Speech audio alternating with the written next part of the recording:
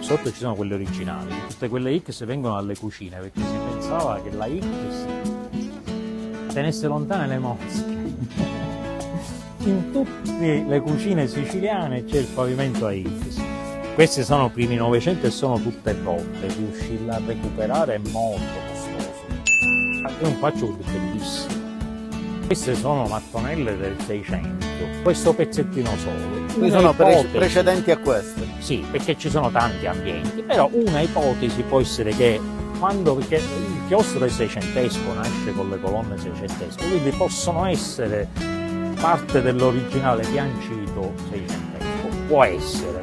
Poi le hanno messe. Queste sono quelle che vengono dai letterini, di cui ho il documento che si sa dove sono state comprate. Quindi a secondo gli ambienti le riutilizzavano, però per fare riparazioni.